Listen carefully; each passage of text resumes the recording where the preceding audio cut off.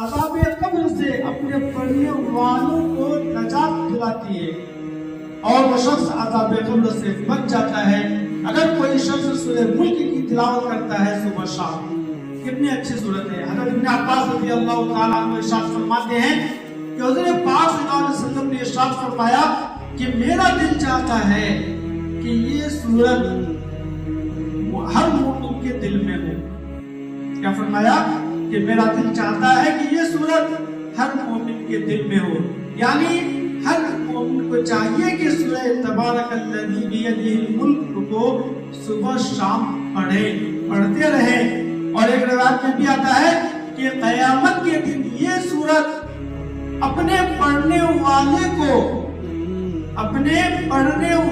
کو اس وقت تک جو ہے کہ سفارش کرتی رہے گی اور اللہ تبارک و تعالیٰ سے اس کے سفارش کی درخواست کرتی رہے گی جب تک کہ وہ شخص جنت میں داخل نہ ہو جائے، جہنم سے بچ کر کے جنت میں داخل نہ ہو جائے، تب تک یہ سورت اللہ تبارک و تعالیٰ سے سفارش کرتی رہے گی۔ کتنی بڑی فضیلت ہے، بہت سارے فضائل اس سورت کے، لیکن پڑھنے والے بہت ہی کم ہیں۔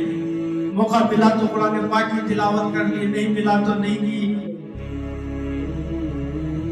ہم لوگ بہت غافل ہیں، جبکہ آج کے ماحول میں، آج کے ایسے حالات میں، جبکہ ہر انسان ہر ایک لائن سے، ہر ایک اعتبار سے پریشان ہے، دنیا کے اعتبار سے بھی پریشان ہے، آخرت کے اعتبار سے بھی پریشان ہے۔ دنیا کے اعتبار سے ہر لائن میں آج بیماریاں الگ الگ طرح کی۔ اب دیکھیں معلوم ہو رہا ہے، نیوز میں آ رہا ہے کرونا وائرس جو ہے ابھی بیماری، یہ تو الحمدللہ کم ہونے کی آ رہی ہے بیماری، کہیں کہیں اور زیادہ ہی ہو رہی ہے، لیکن اس کے علاوہ اور ایک اسی میں کرونا وائرس بھی ایک دوسرا نمونہ، دوسری چیز جو ہے کہ انگلینڈ سے، برطانیہ سے جو ہے کہ ظاہر ہو رہی دوسری بیماری۔ اور ایک نیوز کے مطابق 20,000 لوگ انڈیا میں آ بھی گئے، دوسری نیوز کے مطابق 50,000 لوگ آ گئے، کچھ نیوز آ رہے ہیں، اور ابھی ان لوگوں کا ٹیسٹ کہیں پر ہوا ہے، کہیں پر نہیں ہو رہا ہے۔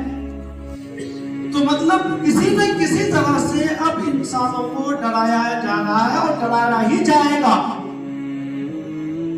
اور مہاماری کی زندگی انسانوں کو گزارنی ہی پڑے گی۔ لہذا ایسے حالات میں، ایسی سچویشن میں ہم لوگوں کو یہ چاہیے کہ احتیاطی قدم ضرور اٹھائیں۔ ابھی جس جو طریقے سے ہم لوگ زندگی گزار رہے ہیں، ابھی فی الحال ماسک، مسلسل جانماز ہے نا، سوشل ڈسٹینسنگ، اس کو قائم ہی رکھیے، کہیں ایسا نہ ہو کہ اس کی بے فکری میں، لاپرواہی میں پھر ہم کو جو ہے کہ بیماری آ جائے، پھر ہم جو ہے کہ اس کے شکار ہو جائیں، پریشان رہیں زندگی میں، پھر دوبارہ ایسی نوبت نہ آئے۔ اس کا خاص خیال رکھیں، انشاءاللہ فائدہ ہی ہوگا۔ مسلمان تو موت سے نہیں ڈرتے، نہیں گھبراتے، لیکن جو احتیاطی قدم حضور پاک صلی اللہ علیہ وسلم نے اٹھانے کا حکم دیا ہے، فرمایا ہے، ہمیں تو احتیاط کرنا ہی پڑے گا۔ تو میں یہ عرض کر رہا تھا کہ